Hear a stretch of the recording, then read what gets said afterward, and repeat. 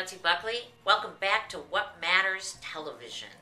Today we're going to talk about something that lots of us might say, I'll do that later. It's procrastination.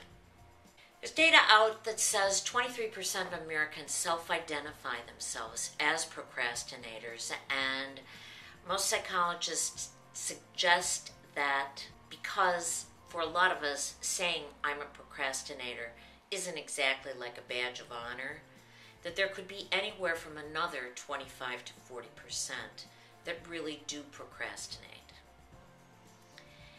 The problem is, procrastination doesn't move us forward. It holds us back. Where does it come from?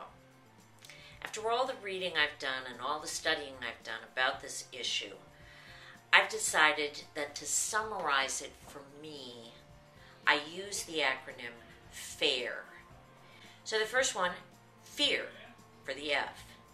Usually we're either afraid that somebody's going to find out, we aren't as good as we thought we were, so we put something off that we're not confident about, or sometimes the driver is fear of success.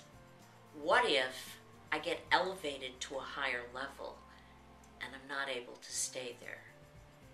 So fear as the first driver of procrastination. The second one is what I call the adrenaline rush. I have members of my family who exhibit symptoms of the adrenaline rush. If they have a deadline for Tuesday morning, they love to start working on something at like 9 o'clock, 10 o'clock, 11 o'clock, Monday night. There's something about that, putting it off and then once again winning that push, that surge of energy, kind of like what you might get out of skydiving. The third is indecision. And I always describe this one by sharing a story of my Southern Belle mother. When my son Felix was about 4 or 5, she was coming to visit, and so I said, before we go to pick her up, Felix, let's go to the grocery store and get some food. So he's sitting in the little cart, and all of a sudden I look at him and he's starting to wring his hands like this. And he says, mimicking her accent perfectly, I don't know, should I get the peas or the corn? I'm so worried. Sometimes that indecision keeps us from making a decision and moving forward because we just aren't sure which path to take. The very last one comes from something that's close to me.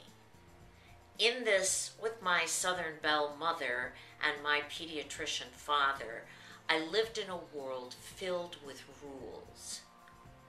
And I became, as some of you who know me rather well might think, a bit rebellious. It was the rebellion. It was the, I'm going to wait until I absolutely have to because I don't want to do that. I don't like that. It's not interesting to me. I wouldn't do it that way. I'd prefer to do it a different way. One of the things that happens to those of us who were raised in an environment in which we only learned to follow someone else's rules is we procrastinate because we didn't really learn the abilities of self-regulation and self-choice. So in a spirit of moving procrastination to something that really is fair to us, which is making our own choices, what are the 3 things that we should do?